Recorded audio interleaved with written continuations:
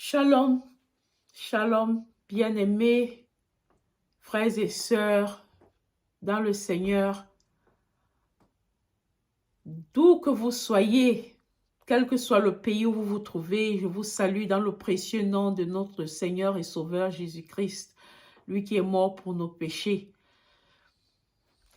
Je veux vous dire ce matin combien de fois l'amour de Dieu est merveilleux pour nous, pour nos vies, pour chacun d'entre nous, chaque personne à part entière, car Jésus a donné sa vie pour chaque personne d'entre nous. Et il ne veut pas que nous mourions sans le connaître. Il ne veut pas que nous mourions dans l'iniquité. Il ne veut pas que nous mourions dans le péché malgré tout ce que nous faisons. Son amour est assez grand pour nous sauver. Nous allons commencer à le louer par un cantique pour lui dire à quel point nous nous reconnaissons pécheurs devant lui. Et nous le prions de ne pas nous abandonner, de se souvenir de nous. C'est un chant que beaucoup connaissent. J'espère que là aussi où vous êtes, bien-aimés, que vous pouvez chanter et parler au Seigneur dans ce chant avec moi. Seigneur, tu donnes ta grâce au cœur qui s'attend à toi, que sa douce efficace se répande aussi sur moi. Oui, sur moi, se répande aussi sur moi. Retendre et secourable, je furai belle à toi. Quoiqu'impur et misérable, oh pardonne et bénis-moi. Bénis-moi, bénis-moi, oh pardonne et bénis-moi. Rédempteur toujours propice, je veux m'attacher à toi. J'ai faim, j'ai soif de justice, je t'appelle, réponds-moi. Réponds-moi, réponds-moi, je t'appelle, réponds-moi. Saint-Esprit, souffle de vie, viens en mon cœur par la foi, dans le sang qui purifie de tout péché, lave-moi, lave-moi, lave-moi, de tout péché, lave-moi. Ton amour, bon Père, par le sang versé pour moi, par l'Esprit qui seul opère, Dieu trois fois saint, sauve-moi, sauve-moi, sauve-moi, Dieu trois fois saint, sauve-moi. Amen. Merci Seigneur. Alors mes bien-aimés, comme je le disais tout au début de cette vidéo, de ce partage, le Seigneur Jésus est bon pour nous. Le Seigneur Jésus est bon pour nous. Et il dit, venez tous à moi, vous tous qui êtes chargés et fatigués, et je vous donnerai du repos. Croyez-moi, chacun d'entre nous, moi, toi, lui, elle, chacun a un fardeau dans sa vie. Et nous devons toujours penser que si nous venons à Jésus, comme il nous tend la main, comme il nous le dit dans sa parole, nous avons vraiment tout le bonheur et la grâce de bénéficier de ce qu'il va prendre ce fardeau pour le porter à notre place. Il veut faire la marche avec nous. Il y a beaucoup comme moi qui parfois sont découragés des soucis de la vie, qui parfois sont découragés parce que malgré qu'on se bat, on avance, malgré qu'on cherche, malgré qu'on essaye de se donner au maximum, malgré que parfois même on s'éloigne des histoires, des provocations entre les êtres humains, mais on a toujours l'impression qu'il y a des méchancetés directes ou indirectes qui cherchent toujours à nous rattraper. Nous ne devons pas nous décourager. Malgré que nous-mêmes, dans ce découragement, nous péchons contre Dieu dans nos pensées, dans nos regards, dans nos médisances, parfois même dans le fait de se dire « Pourquoi moi? Pourquoi toujours moi? Est-ce que Dieu là ne voit pas à quel point je souffre? Est-ce que Dieu là ne voit pas à quel point vraiment je suis meurtri? Est-ce que Dieu ne voit pas à quel point je ne cherche même pas à attaquer les autres? Je ne cherche pas les provocations. Je suis toujours dans mon coin. J'essaie de me battre au maximum. J'essaie d'espérer en lui. Mais j'ai l'impression que pour moi, rien n'avance. Il est temps, mes bien-aimés, de vous dire que le Seigneur Jésus, il est amour et il a le regard sur chacun d'entre nous.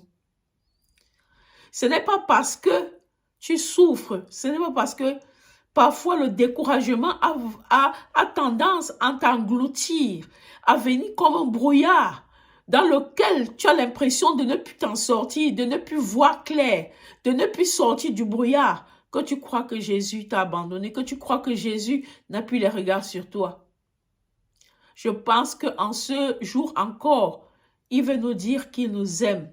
Il veut nous montrer à quel point nous devons prendre sa main qu'il nous tend. Nous devons la tenir très fortement. Nous devons d'abord revenir en nous-mêmes. Regarder qu'est-ce que nous-mêmes nous avons fait de mal. Regardez autour de nous. Regardez même parfois, nous croyons que nous ne péchons pas contre lui. Nous croyons que parfois, nous sommes seulement là, nous sommes cloîtrés dans nos difficultés.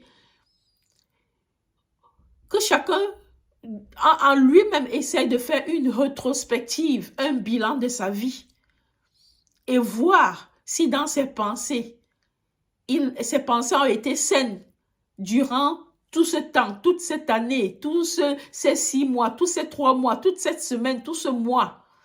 Et vous allez vous rendre compte que nous sommes des pécheurs. Nés pécheurs, nous continuons à être dans le péché. Et c'est pour cela qu'il nous dit, venez et déposez vos charges sur moi. Prenez mon fardeau et mon joug qui est doux et léger et donnez-moi vos souffrances, donnez-moi vos meurtrissures, donnez-moi vos chagrins. Frères et sœurs, nous devons prendre la main du Seigneur. Nous devons prendre la main du Seigneur. Nous devons reconnaître que nous sommes pécheurs parce que tu souffres aujourd'hui, que tu souffres demain, que tu sois dans la joie, que tu sois dans l'opulence, dans l'abondance, dans le bonheur, dans la tristesse, dans le malheur, dans le chagrin, dans la pauvreté extrême. Chacun d'entre nous est appelé à mourir un jour. Si Jésus n'a pas encore, si sa parole n'est pas encore accomplie au point qu'il vienne, parce qu'il a dit, je viendrai bientôt, ma rétribution avec moi, pour rendre à chacun selon ce qu'est son œuvre. Ne vous cloîtrez pas, je vous en prie, sur vos chagrins, parce que moi-même ça m'arrive, moi qui vous parle, et je prends les forces en ce Seigneur Jésus qui me tend la main, qui vous tend la main. En vous parlant, même moi aussi, je me vois dans ces mêmes difficultés. Et je me dis, Seigneur, je ne veux pas te lâcher. Quelles que soient les difficultés de cette vie, malgré tous les malgrés, ne m'abandonne pas, ne m'oublie pas. Parce que ce qui est enfin de compte est important pour moi, c'est que je vive avec toi au paradis. J'aurais beau vivre la bonne vie sur cette terre, j'aurais beau vivre l'opulence, j'aurais beau vivre les malheurs de toutes sortes, et les maladies de toutes sortes, et les chagrins de toutes sortes. Si je gagne le paradis, parce que j'ai pu toujours me confier à toi, parce que chaque jour, j'ai pu toujours regarder dans ma vie ce qui n'a pas été devant toi, ce que tu n'as pas apprécié, que ce soit même seulement dans mon regard, que ce soit dans ma façon de réfléchir, parfois sur moi-même, parce qu'on pense toujours que quand on a péché, c'est qu'on a péché contre l'autre. Parfois, vous péchez même, quand même vous pensez, vous avez des mauvaises pensées sur vous-même. Parfois même, vous péchez quand vous avez des pensées que Dieu ne vous regarde pas. Alors là, vaut mieux que vous vous débrouillez comme vous vous débrouillez, ce qui arrive, arrive. Non, il ne faut pas se décourager. Parce que quel que soit ce que tu vis, si tu meurs sans que tu te réconcilies avec Dieu, sans que tu lui aies demandé pardon, veillez sur ta vie, veillez que non, tu n'aies pas passé un jour, une nuit, sans dire à Jésus, pardonne-moi, lave-moi et purifie-moi. Regarde ma pauvreté de cœur, ma pauvreté d'esprit. En plus de toutes les difficultés, si, Seigneur, je ne voudrais pas me retrouver dans l'enfer, dans le feu de la géhenne, où il y a la souffrance qui ne finit pas, qui est de nuit comme de jour, où les jours sont indéfinis. Nous devons nous attacher à ce Seigneur Jésus. Nous devons lui demander pardon tous les jours. Et moi aussi, comme vous mes frères, je veux réitérer ma demande à Jésus pour lui dire, Seigneur Jésus, tu connais les souffrances, tu connais les chagrins de chaque jour, tu vois ma marche, tu as vu mon découragement et parfois, j'ai même parfois pensé que Seigneur, certainement tu vas plus me pardonner. Certainement, je me suis dit, si je te parle, tu ne vas même pas m'écouter. Et parfois, j'ai eu honte. Je vous assure que j'ai eu honte même de lever mes yeux vers Dieu pour lui dire pardonne-moi parce que je me trouvais tellement indigne.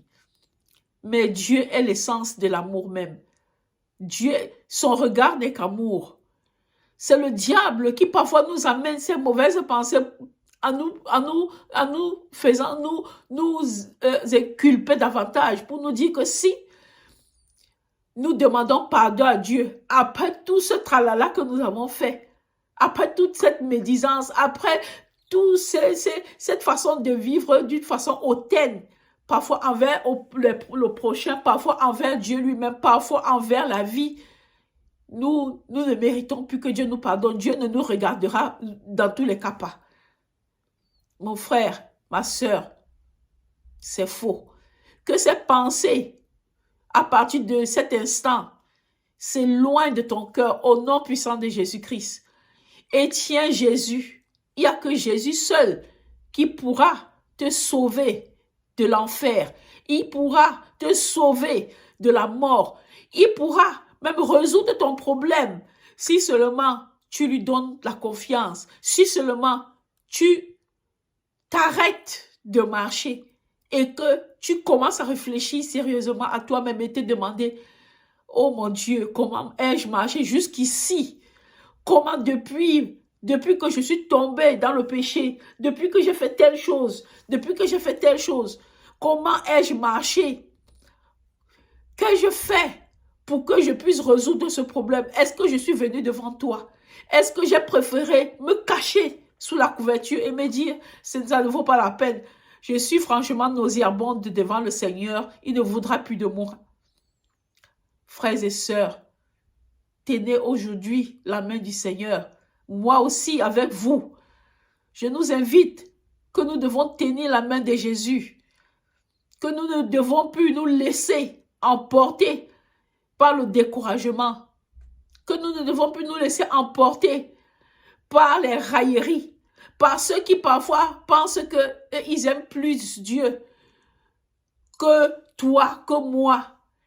Si même l'autre croit qu'il n'aime plus Dieu, si même tu es parti dans certains endroits où les gens t'ont peut-être humilié, que ce soit parce qu'il n'y a pas que dans le monde où on humilie, il y a aussi parfois, tu peux aller dans des églises, tu peux aller, tu persévères avec des gens, Et là-bas, c'est justement même là-bas où toi, tu crois que tu es déjà arrivé à côté du Seigneur Jésus, que tu trouves alors vraiment le découragement de ta vie, mais la plus totale. Ne te laisse pas abattre. Dis-toi que ce n'est pas de la faute du Seigneur Jésus si les êtres humains ont le cœur qu'ils ont. Le cœur de Jésus ne changera pas pour autant pour toi. Le cœur de Jésus est toujours là et il t'accompagne, même dans les moments les plus sombres de ta vie.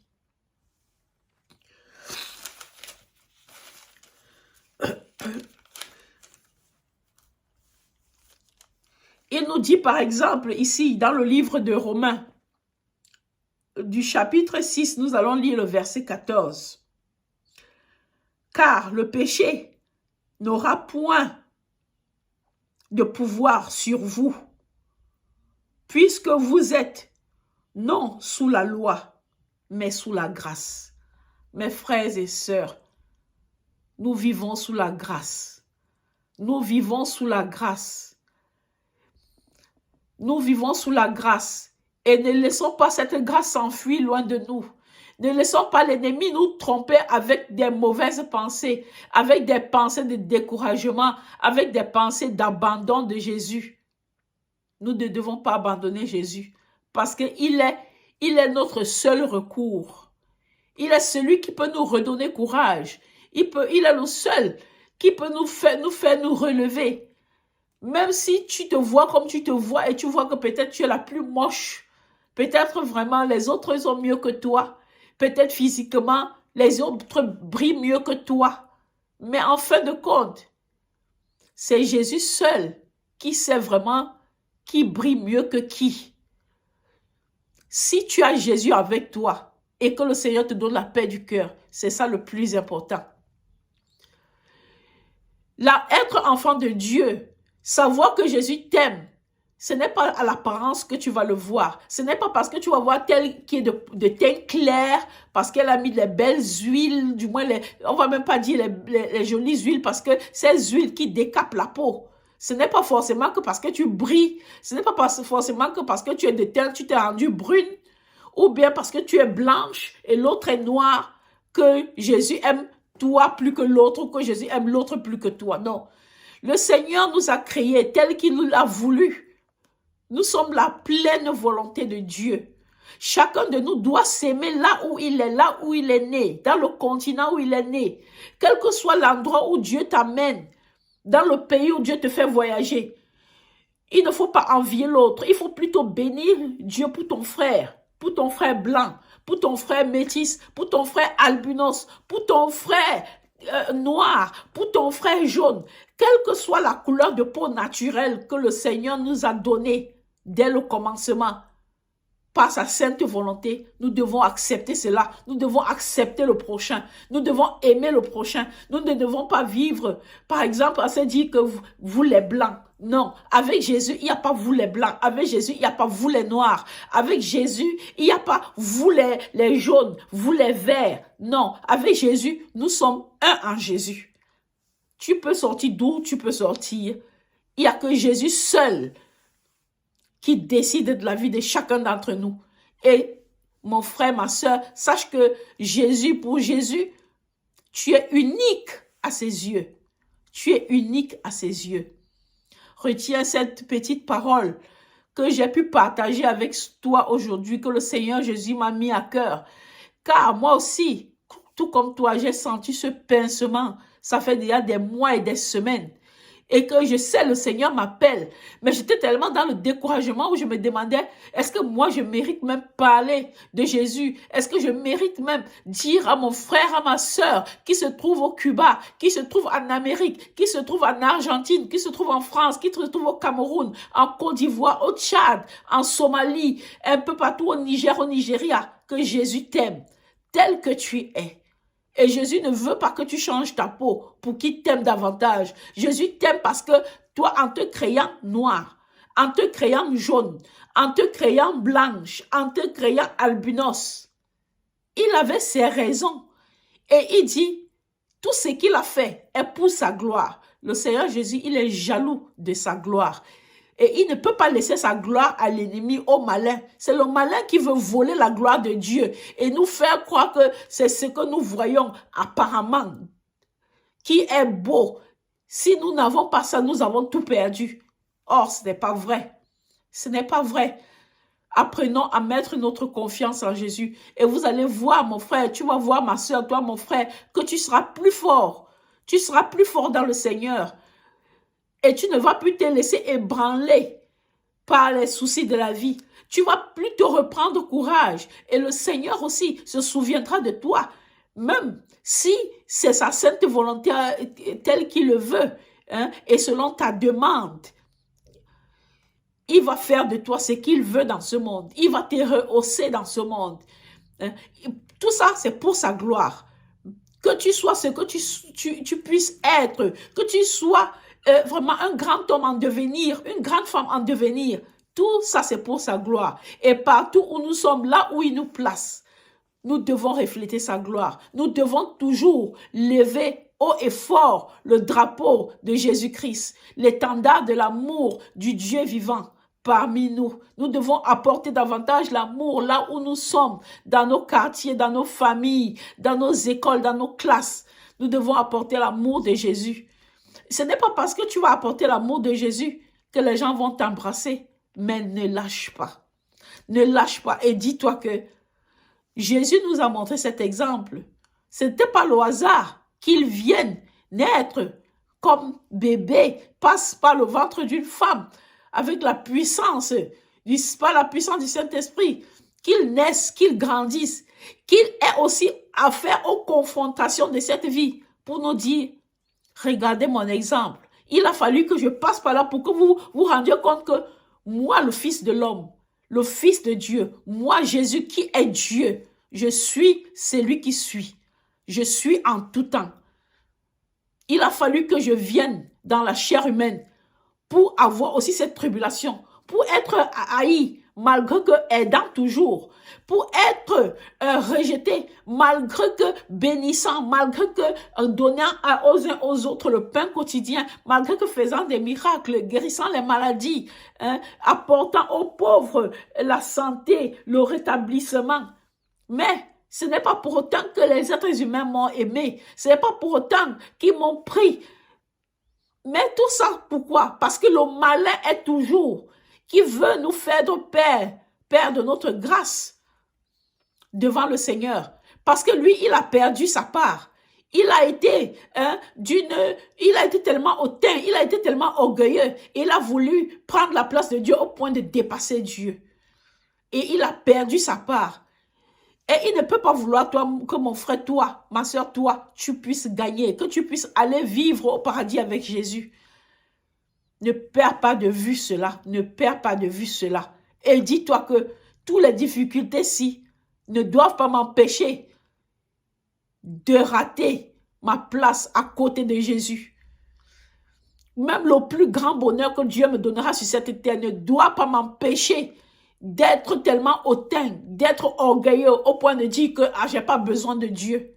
Parce que tu as besoin de Dieu, mon frère. Tu as besoin de Dieu, ma soeur. Médecin, architecte, même les plus riches, chacun de nous, nous avons besoin de Dieu. Les présidents, nous avons besoin de Dieu parce qu'il est le seul. Il est le seul qui régit nos vies. Il est le seul qui est capable de nous sortir de la situation dans laquelle nous nous trouvons. Dites-vous que grand que tu sois, petit que tu sois, c'est seulement dans ta couche que toi-même tu connais les vrais mots qui minent ta vie. Alors mon frère, ma soeur, je vous invite à ne pas envier les autres, mais à toujours regarder à Jésus, à toujours chaque jour lui demander pardon, à toujours chaque jour regarder, faire une rétrospective, un bilan de la journée et dire Jésus, pardonne-moi. J'ai certainement marché, même quand même vous croyez n'avoir rien fait de mal. Il vaut mieux lui dire, Seigneur Jésus, si même j'ai oublié ma façon de m'être comporté, je ne me suis pas rendu compte que j'ai fauté quelque part, pardonne-moi. Si jamais, par inadvertance, j'ai fait du mal à mon prochain, ou j'ai regardé avec dédain les autres, ou j'ai eu une pensée qui n'était pas pour ta gloire, je te demande pardon et que seul ton sang qui a coulé pour mes péchés me lave et me purifie encore de toute iniquité, afin que je puisse trouver la grâce qui est auprès de toi. Que cette grâce coule dans ma vie, que cette grâce me lave, que cette grâce m'accompagne chaque jour. Mes frères et sœurs, je vous bénis dans le précieux nom du Seigneur Jésus-Christ. Je vous bénis et je vous aime de l'amour de Jésus. Je vous souhaite vraiment un bon week-end encore, un bon début de semaine et que la grâce de Dieu, qui est vraiment le Dieu de tout être humain, la grâce du Seigneur Jésus, qui est le Dieu de toute âme, le Dieu de toute chair, le Dieu de tout esprit, vous accompagne tout au long de votre vie, tout au long de cette semaine, de ce mois, et qu'il soit continuellement avec vous. Au nom puissant de Jésus-Christ qui revient bientôt. Amen.